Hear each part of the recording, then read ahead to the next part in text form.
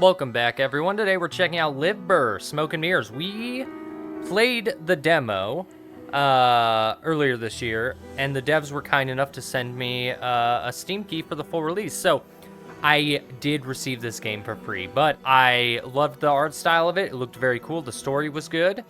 So I'm excited to see what the full release is like. So let's jump into it.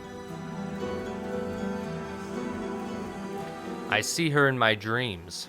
Her in that house on the edge of a cliff. Everything changed after reading that letter. The one bearing her name, my old love, Lilith. 5 years ago, on a dark night, they took her from that house, executed her for black alchemy. I was the one who turned her in. But now she's calling me back to the house, wants to bury her breath in my sins. But how? That's what I have to find out. That's the whole thing. She's supposed to be dead, right? And she was crazy. She was like eating an animal, because this is all like a different world, right? She was eating like an animal that's like depicted as like a majestic creature that no one should kill. Far past the Hookhaven, which was woven. Oh yeah, and they have this stuff where the little tooltips that give you like actual information on everything. Far past Hookhaven, which is woven by the grounded ships of Livber. There's a whirlwind roaring in the east. You don't see it, you don't hear it. Yet you know the power it holds, enough to alter all of Gaia. A womb for gales to blow out of. But you come here. You wait standing in the heart of twilight, silently eyes shut. 5 years later, once again you stand at the door to this house, a letter clutched in your hand. So Livber, a coastal nation on the northwest of Gaia, governed not by a central authority, but by 5-member council known as the Court of Trade. It's highly advanced in seafaring. And Gaia, a windswept world of 15 island nations, home to unique races and cultures. Alright, so we've got options. What am I waiting for? Read the letter. Did I even have another choice? Let's read the letter. The raindrops fall on the paper, landing with soft patters. You grip the letter tightly with both hands, keeping it from being blown away by the wind. The silvery moonlight trapped beneath the clouds, or between the clouds, shimmers across the ink spilled from a woman's hand. You read the lines again and again and again. I guess, yeah, I'll read it over here. My love, if you're reading these lines, it means there's still something inside your heart that belongs to me. As I've always told you, death is far too ordinary thing to keep us apart. I will give birth to our creation in our home, beneath the place we once shared. You must be with me, inside me, because our creation cannot be left undone. Turn back, pass through the dark, complete us. We were always meant to be one, and we still can be, my love. As long as you have the courage, as long as you do not fear, I am waiting for you. In the Neverall, Lilith. Huh. Anything underlined here? No. Could this really be true? Lilith, is she truly alive? No, she's dead, but she probably is alive because she's evil and bad. You want it to be true, don't you?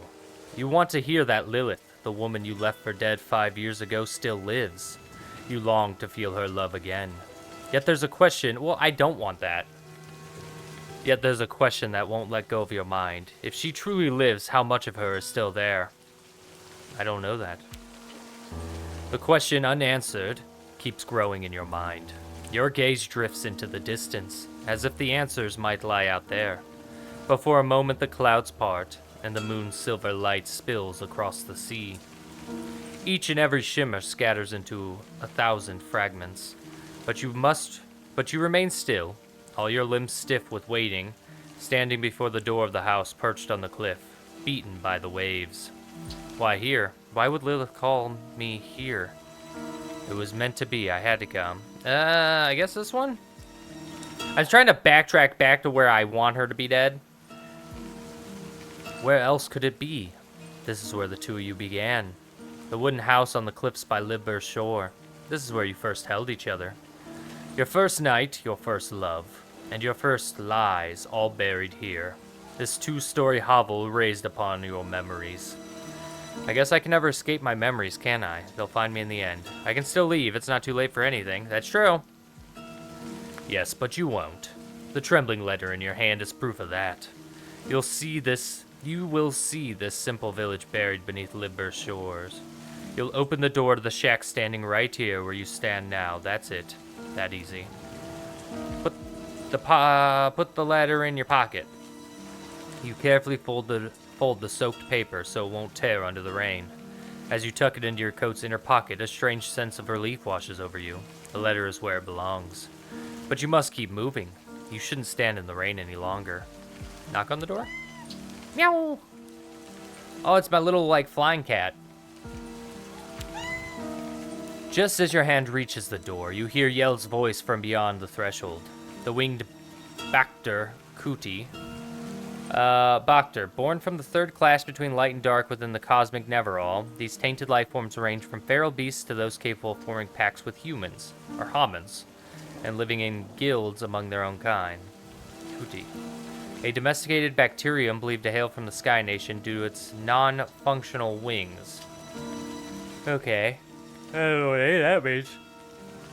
The winged Bacter Kuti, who never truly leaves you, and never truly belonged to you. Her white fur glows as if soaked in light, not rain. She spreads her wings and leaps swiftly toward you, landing at your feet. She shakes the droplets from her coat.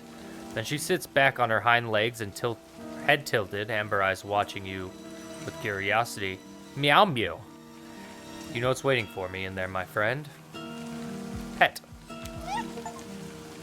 You pet Yell. Yes, the CEO approved that. Yell gently brushed her head against your feet, then she stops before the door. She looks up at it with a soft stroke. She traces the door frame with her paw, then she turns her amber eyes to you. Well then, take a deep breath and reach for the door. The wind falls silent for a moment. You hear the waves of the sea easing into the distance. Far, far away, the flash of lightning strikes blinds you. But its thunder never reaches your ears. The raindrops hang weightless in midair. Yell glances at you one last time, spreads her wings, then leaps into the shadows between the rocks. Your fate embraces you. So far, the same. 1. The door creaks open, but even you don't know what it is you hope to see, do you? Your guilt's chased you all the way here, and at last your sins have caught you. I'm ready to face my past. No, you wish you were. Don't tell me what I feel, narrator. No, you wish you were. As you crack the door open, the air brushing against your face is stale and musty. The sweetness of Tallith flowers. Tallith? A white-colored plant resembling the forget-me-not flower. It mixes with the scent of something burned.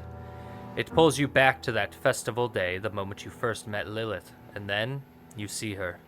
Standing beneath the dim light, like she's been torn from the heart of this house. You lose your breath, a chill crawls up your spine, and you freeze. It takes you a moment to realize your knees are trembling, whether from fear or excitement, you can't tell. A whisper slips from your lips. Lilith? She doesn't see you, bent slightly over the table, trying to light a candle, just as you remember her, Lilith, the ghost of your past, your greatest lie and sin. Is this really Lilith? You stare stunned at the woman who stands before you. She should be dead. Her hair no longer shines like it did that festival night. Reddish-brown strands fall over her shoulders like wet strings.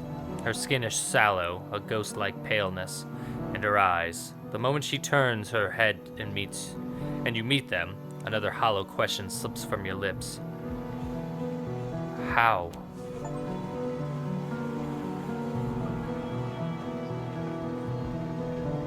So her smelling the flowers at the festival when we first met? You remember, the festival night. A warm breeze carries the city's aroma far away. You two slip away from the crowded streets.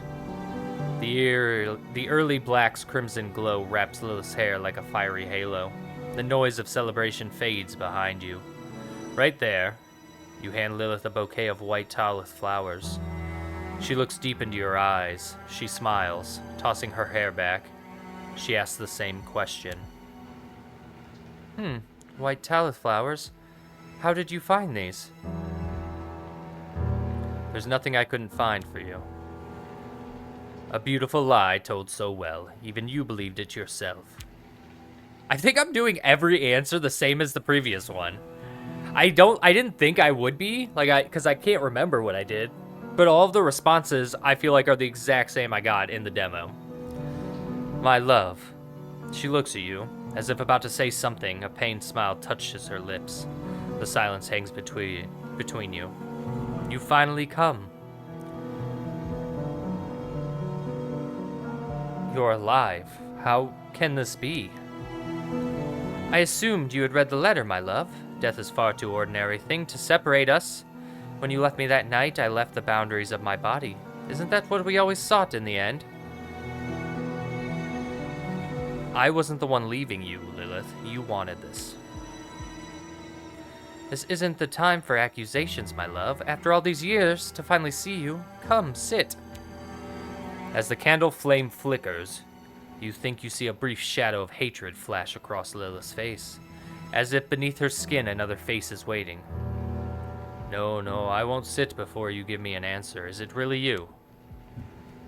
Lilith... Okay, chill. Lilith slowly approaches. You see her eyes more clearly than ever. Something rise beneath her gaze. Her body leans towards you, getting closer. You feel the sweet aroma rising from her skin, her warm breath brushing against you.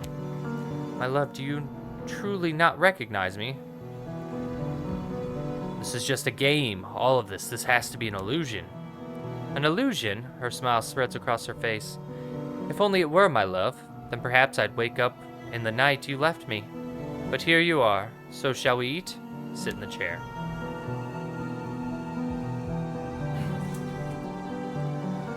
I really put in the work to make tonight perfect. I wanted certain things to be flawless for our reunion.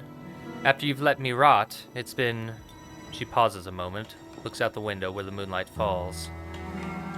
You thought I should have died. I know you did.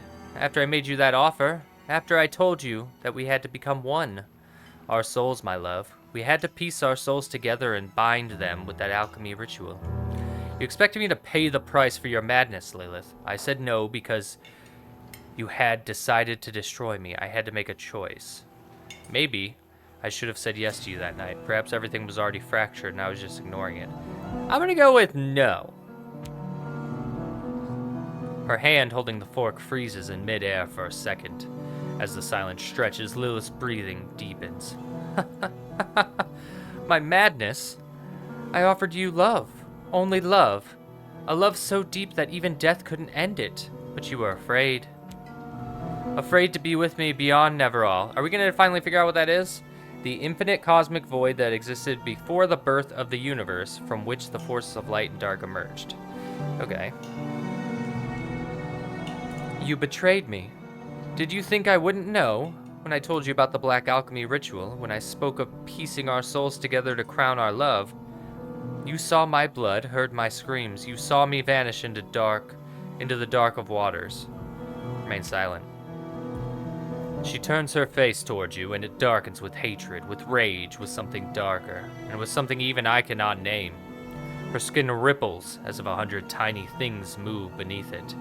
You can't tell if it's real or just the candle's flickering light playing tricks on you. Then, just as quickly as it came, the moment passes. Lilith slowly leans back. Love means something different to you. You don't love me, you want to own me. No, you didn't even know what you wanted. I've got no idea what's going on, so I'm gonna go with the first one again. Huh. How simple your little brain thinks, my love, and still, you call it imprisonment. The splendor I saw. You called it madness, the happiness I offered. My dearest, I know you're afraid, because my love forces you to become what you truly are. Don't worry, I'm always with you. The wooden walls of the house groan under the assault of the rain, driven harder by the wind. The sea crashes against the cliffs, then pulls back into itself with a hiss of white foam. Darkness spreads ever outward beyond the horizon.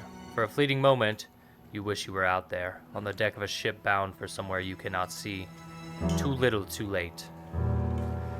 Your madness will break both of us, Lilith. It already has, my love. Just like those paintings you love so much.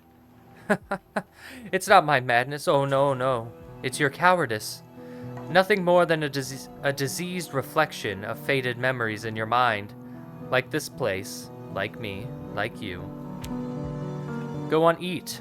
Porf meat. Porf. Yeah, so this is the sacred animal, right? Yeah. A sacred animal in Cardia known to live in herds. They have long manes and specialized pincers used for communication. Strongly driven by a sense of belonging, they bond only with certain homins. When threatened, they can secrete a toxic chemical. I cooked it just the way you like it. It wasn't easy, but it melts slowly on the tongue. When the fat coats the roof of your mouth and slips beneath your tongue, you'll taste the herbs. God's porf meat. Lilith, you're completely lost it. That's a porf. That's a horse. Where's its pincers? Let's keep this up and just read it from here. After the festival where we first met, then that first night when you told me you loved me, we saw a porf, remember? It was magnificent. Its mane was long and beautiful. You remember, don't you, my love? Afterwards, we went to get something to eat. I couldn't stop thinking about it. You were mesmerized by that creature. You kept going on about how beautiful it was, how bright its mane shone, how proud it stood. Did you really think I could tolerate that, my love? The first night we met, we didn't eat anything. I think I remember. Maybe not what we ate, but feeling happy? We didn't eat anything. No! She slams her hand on the table, leaning forward. Her face contorts with rage. Her eyes wide and unblinking, bore into you, burning with intensity. No, no, no. That's exactly what we ate. You told me how much you loved me, how we'd never be apart. Do you remember what else you said? I said it didn't matter that you came from a different class. That's what you said, isn't it? I remember how your mother looked at me the first time we met, like I was a disgusting insect, or worse, a bacter. Life forms, okay.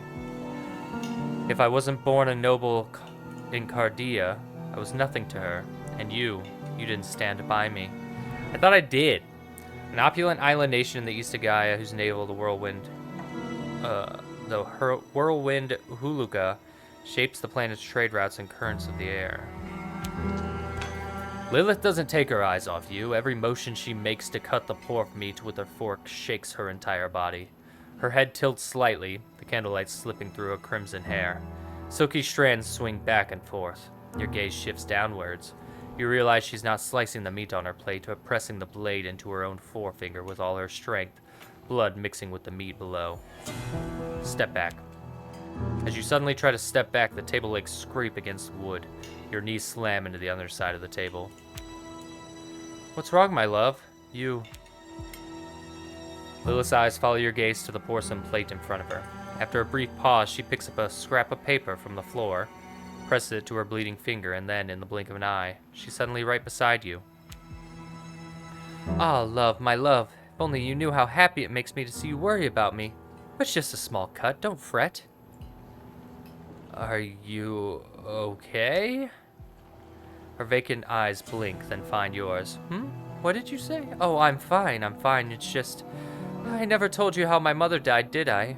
She was addicted to dopin. Drug?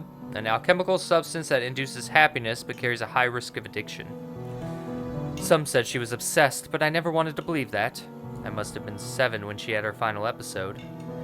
Her stash was all empty, so she thought she could drink what remains of her own blood. When they found her, she drowned in herself. Tragic, though I used to think it was funny, but now I understand why she did it. Wait a second, you thought it was funny that your mother drowned in her own blood? The candles flicker. The rain lashes against the windows. You listen until the soft patter of every drop echoes in your ears. Lilith's breath mingles with yours. Slowly, she circles around you and slips into the darkness. The woman watches you, unblinking. She waits impatient for you to eat. Yeah, let's get up. I don't want to deal with you, Lilith. You're pretty sure you're bad. And undead. Do you think you can defy fate? From the beginning, we were destined to be one. Neither you nor anyone else can stop this. Never, never, never. Head for the door. Standing up, your head spins. You steady yourself and move towards the door. Behind you, Lilith gasps. Just as your trembling hand reaches the door, Lilith blocks your path. Eyes wide with madness, mouth agape, she clutches the knife that she used to cut the meat. You instinctively tense up. Lilith, don't be ridiculous. Get out of the way. You're completely lost your mind. Yeah, that one. I haven't even finished what I have to say, my love. Everything is ready for our souls to unite. We only have to die together. Lilith, do you realize what you're asking? This isn't love. Please, come to your senses. I'm begging you. I wish I could have saved you from this pain, Lilith. I feel like calling her crazy a bunch is a bad idea, but she's crazy. The candle's fading glow reflects off the dusty paintings on the wall. The paint on each seems wet and fresh, as if they're just painted. On the table, the bloody pork meats subtly rise. Ew. You haven't finished your meal yet. Listen, I only came to understand you. Whatever you mentioned in your letter, that's why I'm here. I'm here to talk. You're part of me, in my body, my heart, my soul. Do you understand you're mine, my love? Mine. I can't lose you again. On her maddened face, there's a terrifying grin mingled with dread. Veins bulge on her forehead. The whites of her widened eyes are bloodshot. Her grip tightens on the knife until her knuckles whiten. She steps towards you. Stop. Lilith's crazed eyes bulge as if ready to burst from their sockets. Beneath her ragged clothes, her eyes are big. Oh my god, what? I forgot. I remember doing this in the demo, finding this out way later that I can examine everything. The knife she just used to cut the meat. Its hilt is made from broken pieces of giant sea crustaceans washed up on Livber's shore. This isn't anger, it's something else. Her features, they're slipping, like another form beneath her skin. The true horror she's hiding is struggling to surface. Ah, you can remove that. Beneath her ragged clothes, her chest heaves violently with each breath. Then suddenly, her skin splits apart like parched earth around an ever-blowing whirlwind on a distant island nation. Her cheeks, mouth, hair, your last shred of rational thought screams at you. Run! Your feet recoil in an archaic reflex, and you stumble over one of the books scattered on the floor, crashing down. For a brief moment, yellowed pages spill out across the ground from the fallen book. You catch glimpses of your own drawings. A dining table, a woman clutching a knife, but there's no time to focus. Struggling to your knees, you crawl deeper into the house. That's when you remember there's a passage leading from the basement to the cellar door outside. The cellar, I must get to the cellar. There's nothing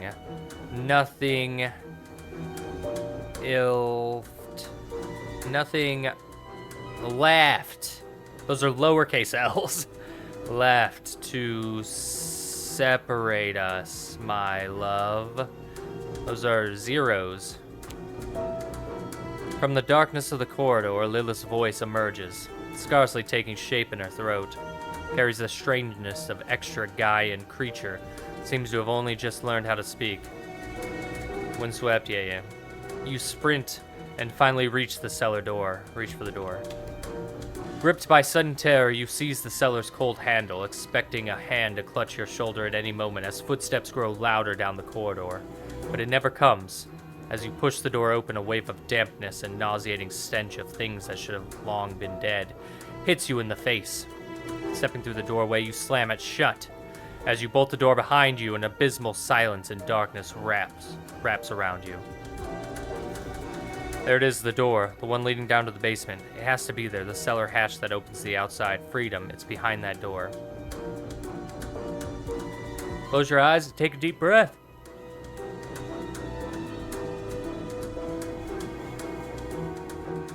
Odi et intelligo, quer id faciam fortassa requiris, nescio sed fieri sentio et beatus sum. No idea what language that is. Act 2 echoes deep within. So Act 1 was just the demo. So that was all demo. And we did all of it except for, I think, the class saying that she was a lower class was the one I didn't do. So I think that was the only new information we gained. In the dark, you pause a moment. Your mind strains to grasp what this is. Lilith, food, creation. The dust and creak of boards mingle with your hurried breath. Beneath your feet, stairs descend. Where am I? Try to examine your surroundings. The basement. Could I find a way out through the basement? Lilith's creation. It was herself, wasn't it? Gods, what was that thing I saw? I wish we would have got to see it, actually, though. Examine surroundings. When the basement door closed, you felt yourself pulled into the void. Now beneath your feet, wooden steps leading down. Could I find a way out through the basement?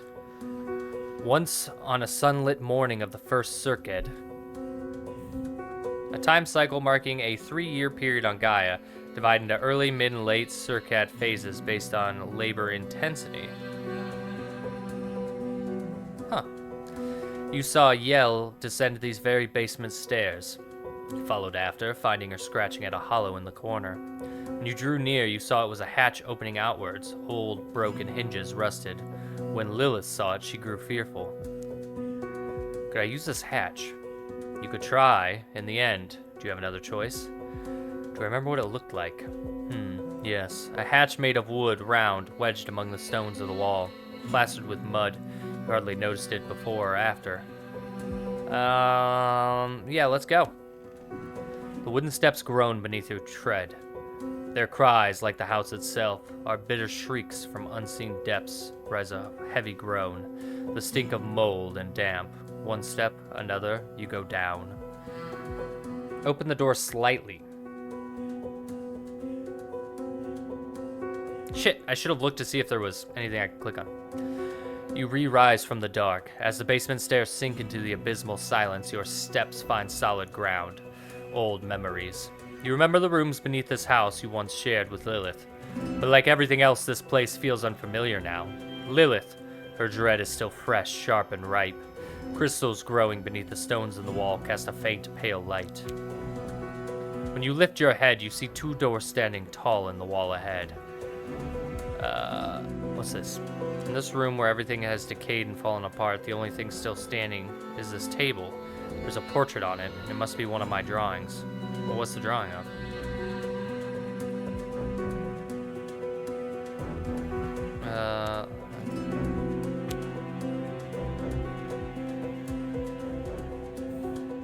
An almost torn apart book. There's bloodstains on it. The writings are unreadable. Could this book really belong to Lilith?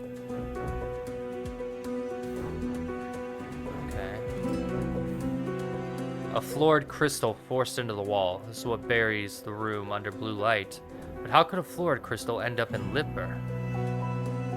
I don't even know what that is.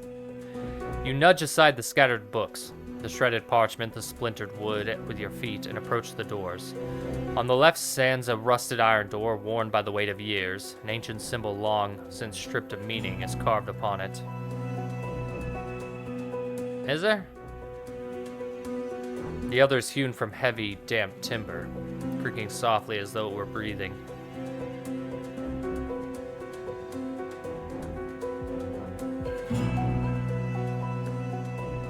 Turn back to examine the room.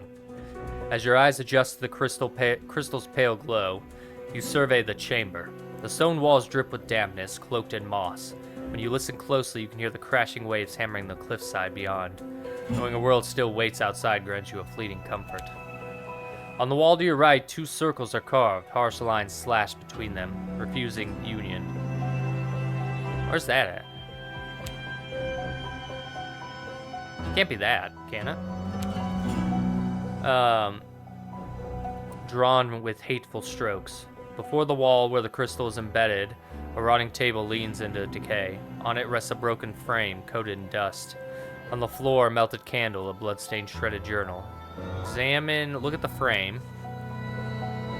You press on through torn parchment and shattered wood. The crystal's glow makes your shadow crawl across the walls. A frame lies broken. You lift it beneath the dust you're drawing, the face marred, surrounded by a deranged script. Take a closer look. I always believed you'd be there when I opened my eyes. When I reached out my hands, I believed they'd find you always. But these fragile bodies of ours, they're in the way, my love. We must be free of them, of everything that keeps us apart, even you. Put the frame back. We must be free of everything, even you. Even you, my love, my love, my love. You want to put the frame back where you found it, but it's already too late. You've disturbed something. The air is beginning to grow heavy. Your ears start to ring. Need to get out of here. I have to find the path to the cellar door fast.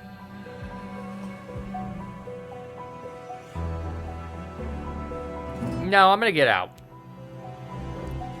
You push aside the books, scattered parchment, broken wood, and your foot. Okay. To the left's the iron door. Yes, we know this. I guess wooden door? I don't like that it's breathing, but that might be... I clicked the wooden door. Did I click the iron door? Fuck. When you open the iron door, the sour stench of sweat and decay greets you. Fearing Lilith might be close behind you, you step inside and quickly shut the door. You look around. Like before, the room is bathed in an uncanny blue glow of a crystal embedded in the wall. The air hums with expectation, and then a voice. Clara, do you remember me? Who are you? Look towards the source of the voice without responding. When you turn towards the voice, you see a young woman standing motionless in the corner of the room, her skin clinging tightly to bone. If not for her eyes, bright and piercing deep into your soul under the pale light, you might have mistaken her for a still silhouette of a statue. But then she tilts her head just slightly, and in that moment you see it more clearly. There's something in the woman's eyes, something you once knew, something you once loved. Wait a sec. I know you. Finally. She made me. Nay. From beginning to end. I don't know if I'm getting a good accent with this. No idea. No, I didn't want this, Lilith. When she said our creation, was she talking about you? You wish it were so. You want this madness to end soon. To see Lilith's strange game come to a close. But no, this isn't the creation Lilith spoke of. This is a personal experiment of hers. What she has in store for you is something very different. Is Lilith... Shh! Don't say it. If you speak her name, she'll come. The young woman, hearing Lilith's name, presses herself against the wall. She pulls her shoulders inwards, her eyes fixed on the door behind you as she speaks. I had to be good. I mean beautiful. Beautiful. I had to be, yes. When she pulls back, the crystal's light reveals her more clearly. A scar runs from beneath her neck up across her cheek to her hairline. Her skin stretched tight as though cut and sewn back together along those lines. Her eyelids are gone.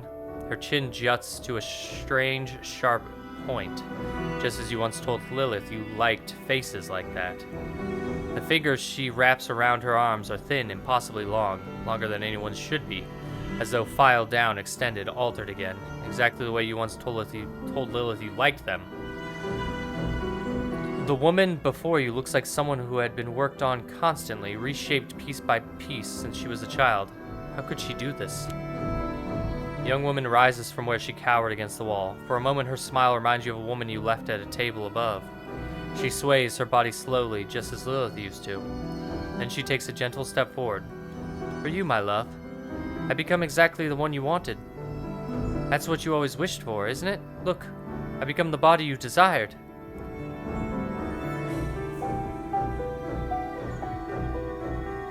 Wait, hold on. Is this Lilith now? Are you her? Did Lilith steal your body and soul? I've always still, been yours, love. The young woman collapses into her knees as she used every last ounce of strength. Breathless, she turns her gaze to you. Was I good? Yes, you've been good. It's been good. She said so. Said, here, if you're good enough, he'll live. You too, she said. She said so, but if I'm just good enough, you love me, right? Tilts her head and looks at you. The sharpness of her chin casts an unsettling shadow in the darkness. You're not the one I love. I shouldn't have let her do this to you. The thing you're staring into isn't Lilith. It's just an empty shell, a twisted reflection stripped of free will, an uncanny amalgam where fragments of the young woman have somehow tangled with the essence she poured into it. In that moment, a crushing wave of pity floods your entire being, but you can't tell who it's for. The woman looking at you with desperate hope, Lilith or yourself? But lady told, she told if you're good, he'd love you. Failed then, I ain't good. It's never about whether you were good or not. You were enough always. It's just things making you feel otherwise is wrong. You're saying all this because of her. She's the one who told you that, isn't she? She turned you into this, into something she wanted to be herself. She didn't just take your body, she claimed your soul too. She just wants you to love me. As your love comes, that's how she should be, isn't it? That's what you wanted. The poisonous thoughts rooted deep within the young woman are so strong that her cloudy eyes almost seem to reflect the innocence of Lilith that you once remembered. I really want this? Without understanding what it was, did I change Lilith? No, these aren't your thoughts. She shaped this role for you and wants you to play it with your whole body and soul. You hadn't become the shape I desired. A shade of anger flicks across her face. Her hazy eyes begin to tremble in crystal light. You said you don't love me? Always, always. You don't see if you don't love me. Her arms fall limply at her side as if lifeless. I can't be what you want me to be. The person you are is good enough. It's just all this is terribly wrong. But she said you're not. She said every time, if I'm good, why am I still coldness inside? Because she wants you like that.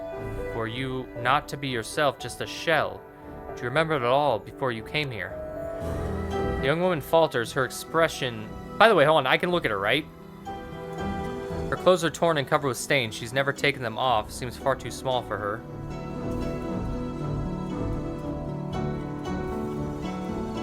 That's the only thing I can look at. The young woman's face is unbearable to look at, as if another face has been stretched over hers, yet she cannot hide her pain and sorrow. There's a childhood lost deep within. Okay. The young woman falters, her expressionless face turns first to you, then to the crystal. You see her searching for something deep in her mind, then the skin stretched across her face shifts faintly. You want to believe she's smiling, her body loosens. A white place once, with flowers. There were waves there. Fish. My mother, yes, she used to read me sometimes, things like... She manages writing with her hand. A book? Yes, milady told me, if I'm good day, mother might read me a book again. She leans her body against the wall, her hands hang limply by her side. Her face locks onto you expressionless. But I think the time will never come, because you'll never love me. Let's get you out of here. Suddenly, she opens her eyes wide and collapses on the wall she's leaning against. She covers her ears with her hands. Get out, no. No, it won't happen. Milady will find me. I can't go. I'm here. I'll stay here. I'll wait for you. You said you don't love me. You'll come and you'll love me. Listen. You have to escape. Do you understand me? She's using you. Do you know the way out? There has to be a cellar door leading outside. There's a beautiful world waiting for you outside. Waves, huge towering waves. When they crash against the cliff's edge, they send up sprays of white, pearl-like foam, whoosh. Books that tell of incredible tales and stories.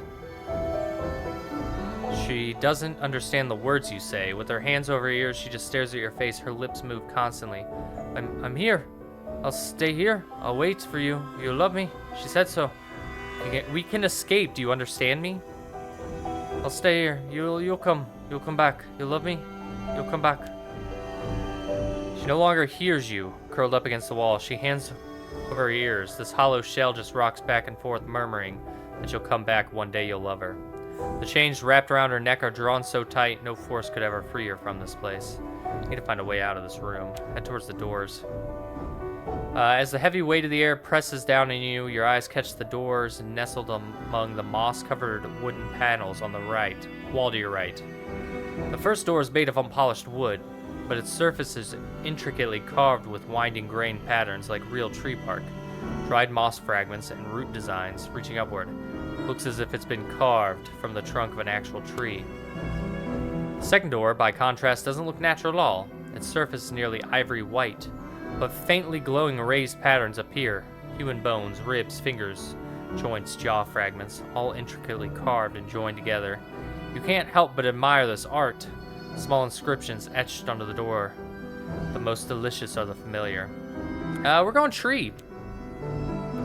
When you touch the door, you feel a pleasant warmth, as if touching a living body. As your fingertips move across its surface, you hear a rhythmic vibration like a heartbeat. In that moment, you see a large tree in a garden filled with white flowers. It was a sapling your father planted.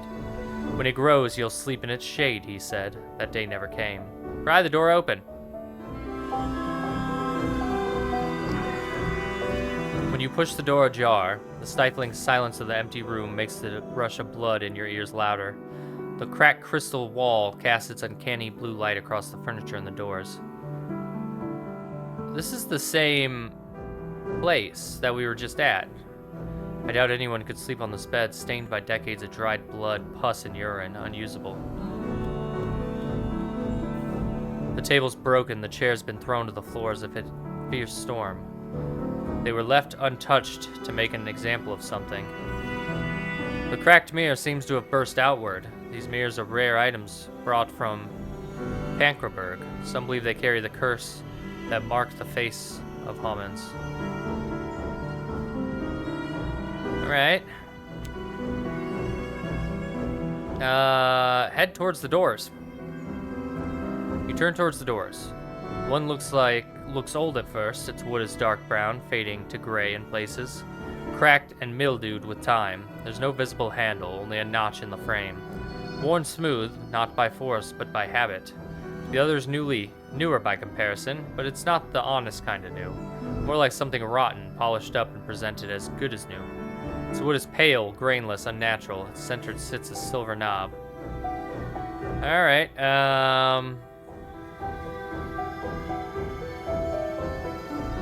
we're gonna approach the doors.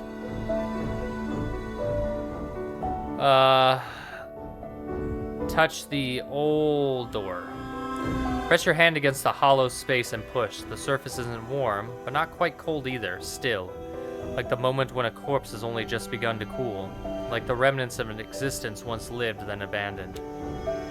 The tips of your fingers snag lightly on the door's splinters, just like the times when, as a child, you ran your hands over the amacid boxes. Amacid, a fundamental alchemical material extracted from the depths of destiny. Yeah. Naturally imbued with energy or aura, each amacid possesses a distinct aura that can only be activated through specific alchemical processes. While hiding in your mother's alchemical table, just like the life you had before her death and before you bore the weight of that responsibility.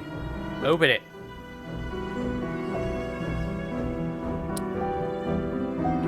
At first glance, it seems like a cold and empty room.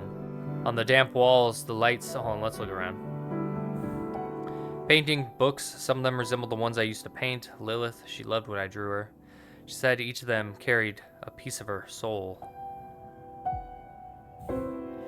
Paintings, books, okay. Door beyond the arch opens and closes with a wind, whose source I cannot understand. It's the only place I can go.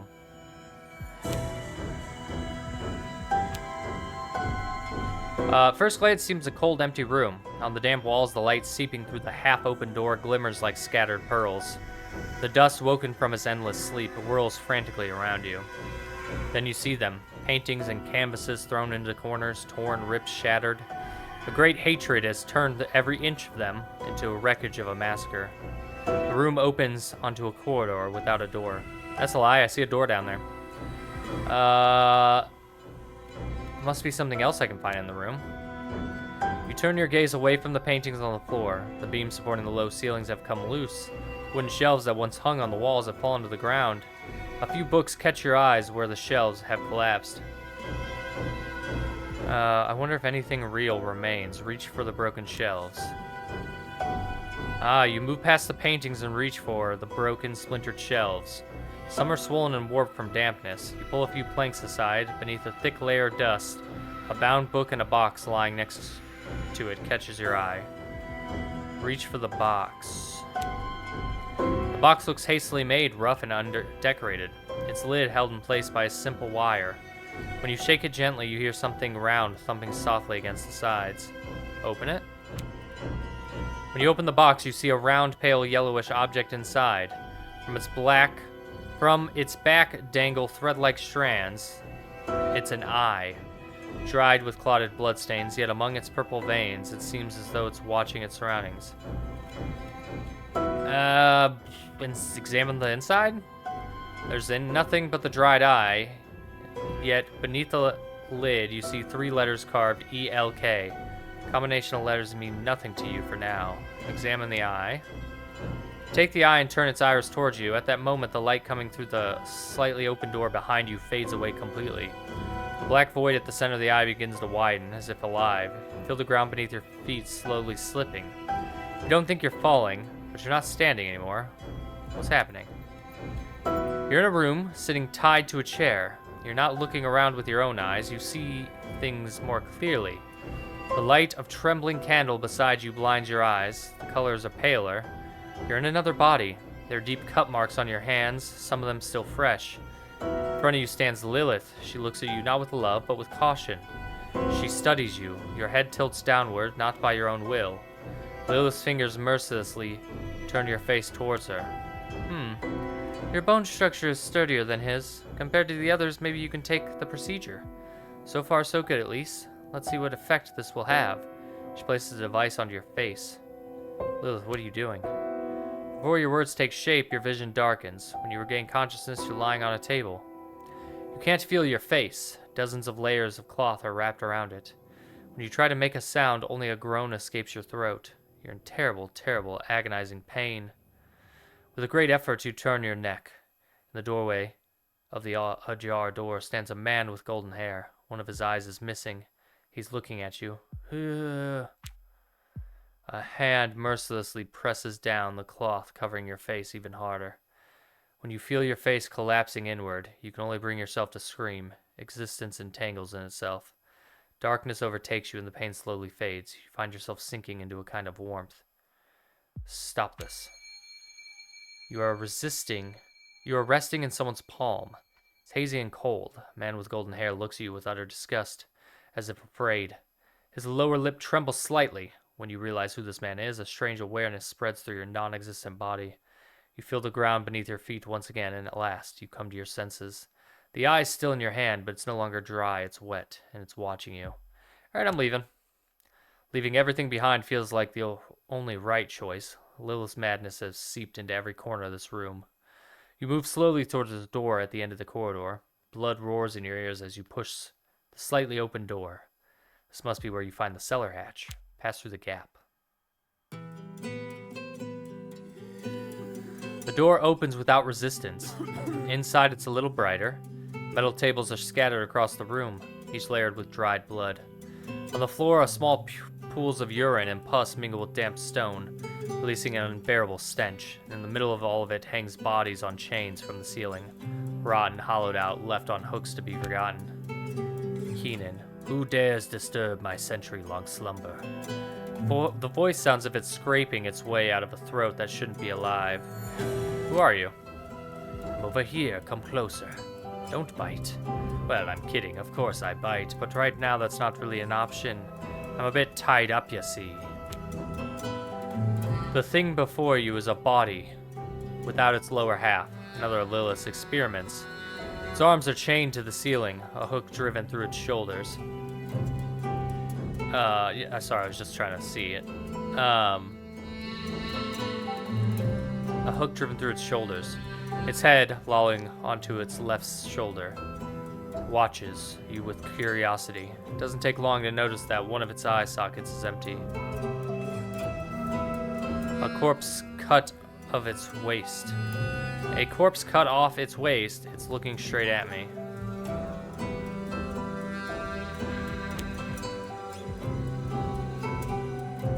Huh, okay. What happened to you? What happened? That's kind of a long story. I can tell you, though. Come on. Pull up a chair. Sit. I'm fine. Right here. Thanks. You gonna tell me who you are? I'm just someone who talks, alright. You're asking no right questions, like none. Plus, you're in a rush. Got something important to be or something? Yeah, someone's after me. I'm trying to kill him and trying to kill me. I don't have time to stand around chat. I must get out of here. Ah, right. The whole ex-lover thing, isn't it? He winks with his only eye. Don't worry, your secret's safe with me. Secrets? What secrets? I don't understand. How do you know all this? What are you? Ha! Now that's the right question. I'm glad you asked. Because the truth is I haven't seen myself in a while. Don't know what I've become, but something definitely is missing. Definitely she's been trying to fill the void with something. She did it, right? Lilith did this for her own amusement? For her own amusement? I don't think so. Shifts slightly as if trying to straighten his chained, broken body. At first, she used a bit of memory. The sweet kind. Then came a few spoonfuls of guilt, indecision, and inconsistency. You know, the usual. And finally, from the part of her that still loves you, that she couldn't handle anymore, she poured in plenty of that. So yes, Lilith did this. But not for herself. She made me for you. She was trying to create you. I don't understand. Why did she try to create me for me? Why would she do that? You don't understand because you still can't grasp the heart of it, Golden Boy. She wanted to recreate you. In her own language, in the shape she chose. A version of you with no fear, no silence, nothing left unsaid. So she could pick up where you stopped, where you ran, where you left things unfinished. Well, that unfinished place is standing right in front of you. I didn't leave anything yet. Truly, I didn't. I thought she was dead. And I think she is dead. I'm sure you didn't. I'm sure there's never a moment when, I love you rose up in your throat and you swallowed it down. I'm sure you never meant to say, I'll never leave you, and walked away instead. I'm sure your long-dead lover never suddenly came back to life either. The chains holding the corpse strained tight. A strange yellow halo glows faintly in its single remaining eye. Below the waist where the body ends, rotted organs dangle from a hollow cavity. A wave of hot, damp air brushes against your face. Look, I'd love to stay and talk, but what's was left unfinished, really? Oh, Jesus. Sorry, my left eye is like twitching right now, and it's so distracting. Look, I'd love to stay and talk about what was left unfinished, really, but I need to get out of here. There's a cellar hatch somewhere around here. Where is it? You don't get to decide what I said or didn't say. You're just a talking corpse. The top one. Huh. So Lilith and her creations didn't really hold in your interest, huh? Fair enough, then. If this room's what you seek to pass, then answer me riddles first. No need for class. No riddles. The cellar's not here, Golden Boy. It's that way. As his left hand shifts, the chains clink and rattle against each other. Mind the doors. They have a reputation for taking you where you don't want to go. What do you mean? Do you still think you'll find that cellar door, Golden Boy? You still don't get it, do you? This place, it's the bottom of the pit you've sunk into. Even if you haven't seen it yet, you're falling fast, and let me tell you, when you finally hit the bottom, it's gonna hurt like hell. Maybe I had to see the bottom. I meant to break on the stones lying at the bottom of the well, maybe. Lilith would have liked this, I'm sure of it. She's determined to annihilate anything she thinks stands between you and her.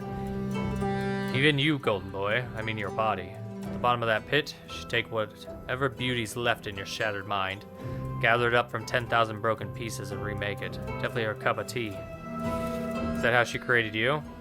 And here we come to the breaking point. Twists its hand around the change and leans towards you. You think it was Lilith who made me, and you're not entirely wrong. It was she who pulled my flesh, cut me, plucked out my eye. That's true. But who do you suppose gave her the material to work with? Lilith dragged me out from her moments of joy. The rest she filled with your untold words. What you could not create, Golden Boy, became what created me. And what will kill me, you will be. What do you mean kill? You're already dead. Well, now that one was new. I didn't know you could break my heart like that. Come closer. Let me show you what you've been keeping me. What's been keeping me alive? I go closer. Alright, then here we go. Hold out your palm. A little more, yes. Do not drop it. I really hate this part. Put out your hand. As you stand directly in front of the corpse, the stench becomes almost unbearable. Inside his empty eye socket, you catch a faint glimmer, something shimmering. Then the body starts to retch and convulse. He grips his change tightly as something thick rises up his throat, and alas, a dark, reddish fluid oozes from his mouth. Then he vomits onto your outstretched hand. A mouthful of thick, warm bile fills your open palm, but within that heavy heat, there's something there.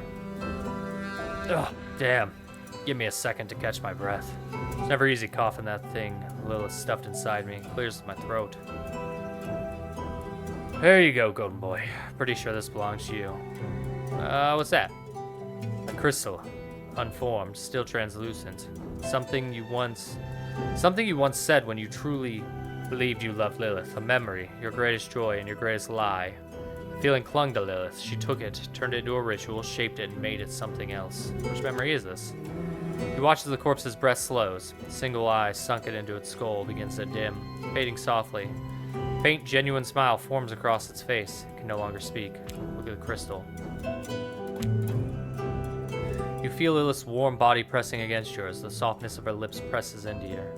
Her fingers threading through your hair, her breath hot and immediate against your neck. Your body trembles. You're biting, tearing, devouring each other, consuming until nothing remains between you. In that moment, you're whole, truly complete. Your bodies dissolve into one another, and you touch the essence of the core of Lilith's being. Then, with your lips pressed to hers, you begin to speak. I'll never let you go, my love. I will love you forever, Lilith. The crystal shatters in your hand, a sharp flash, and then thousands of tiny fragments scatter across the room. The corpse before you slips free from its chains, crashing to a pool of fetid, pus-laced water below. With one last effort, he turns his face towards you.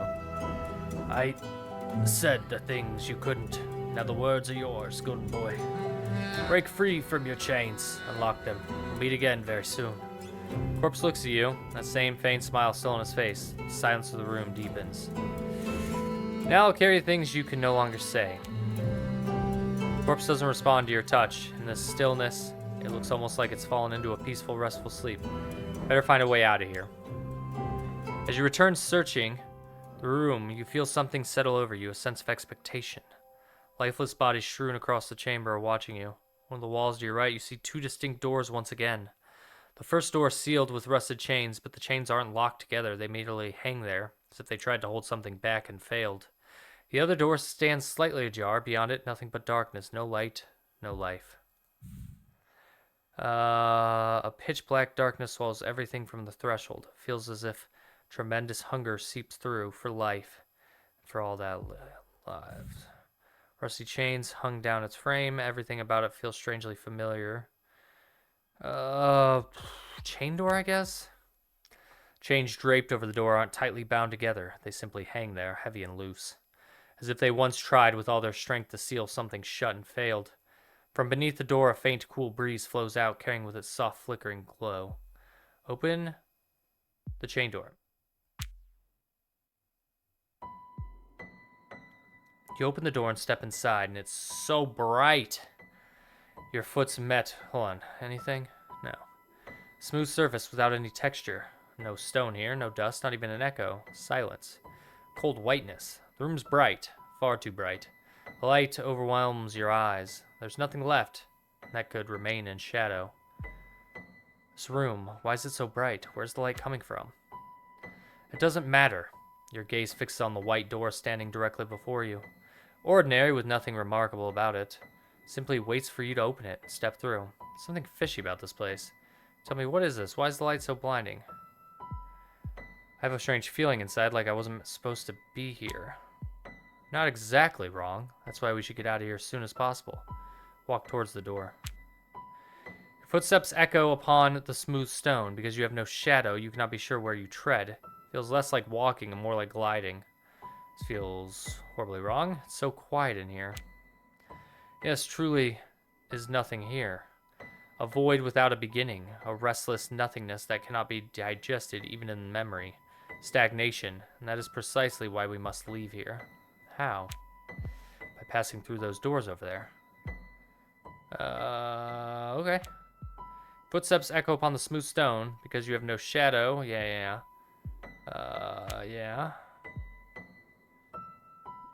Same thing. How come I must know? Know what? That behind the door, there aren't more doors. And behind those more. So behind those yet more. This is an endless labyrinth. I can't read. You can't. All you can do is hope. I'm tired of this. I can get out of here. I will see the waves of the sea and feel the wind caressing my face once more. Absolutely. Now, place one foot before the other. Let's leave this place. Approach the white door. Yes, exactly. You reach for the door, you open it, and step through the other side. It's that simple. You leave behind the empty, meaningless room that never should have been. The story flows again, just as it was meant to.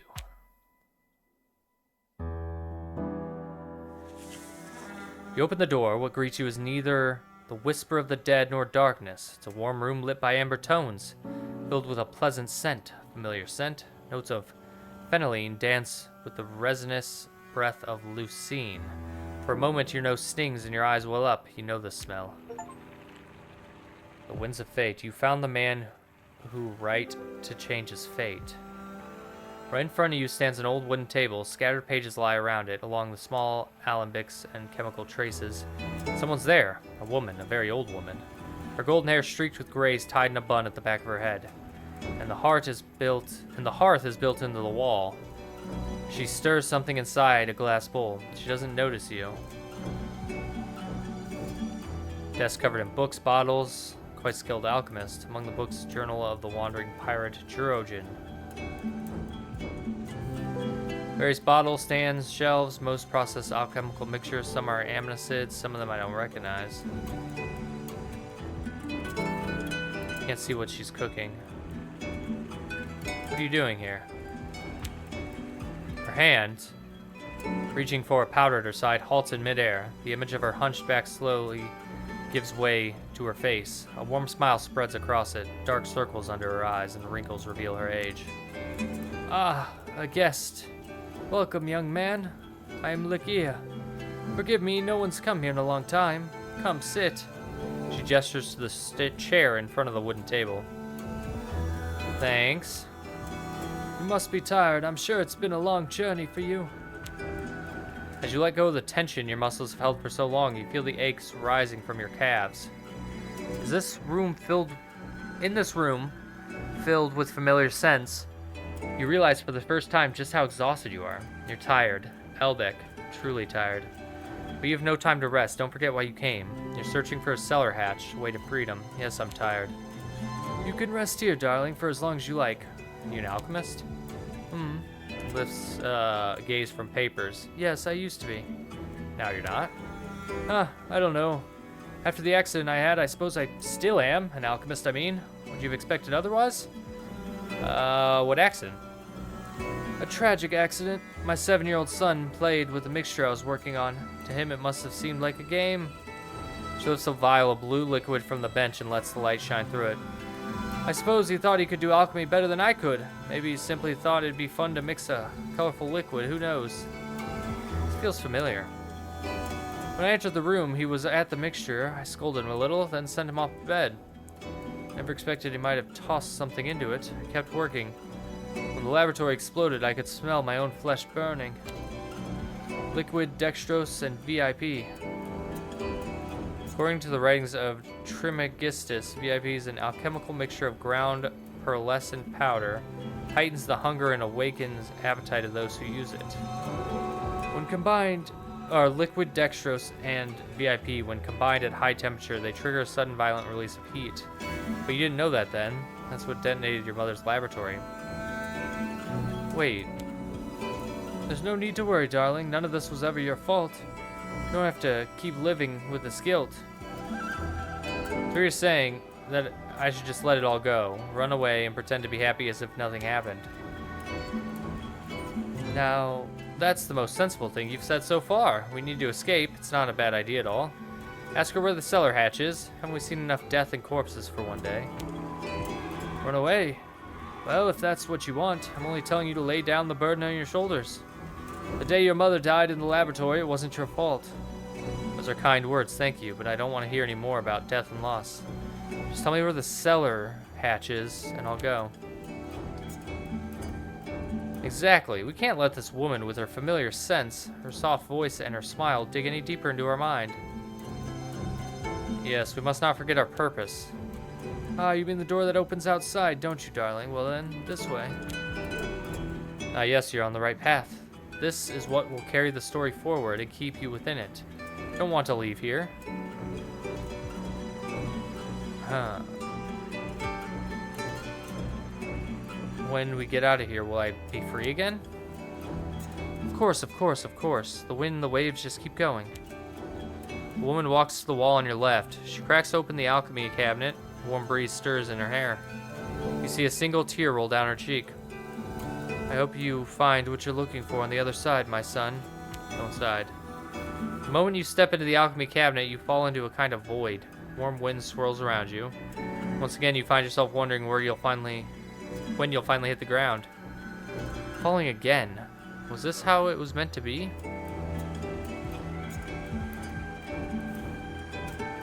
She carries dozens of different alchemical mixtures on her belt. An old Kyrdian custom. Kyrdian alchemists used to carry their mixtures on themselves, not in their bags, during long journeys.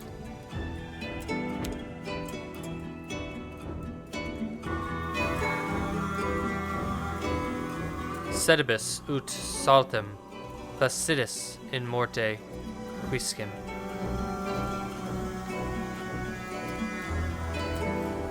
Act 3, the 65th month. Damn. I'm gonna be honest, I don't know what's going on. But I think that's the point, is it's probably gonna require multiple playthroughs and things like that to figure out exactly wholly what's going on, but it's very good so far. I am getting a thing though where I'm like super tired right now and my eyes are like twitching and getting heavy. It might be the reading, but also my throat just isn't good enough for talking the entire length of an hour because it's dead right now. So I'm gonna pause this one here. Make sure to hit that like button, subscribe, and share. And yeah, check the description out for a link to this game. I'm really liking it so far. And yeah, see you all in the next video. Goodbye.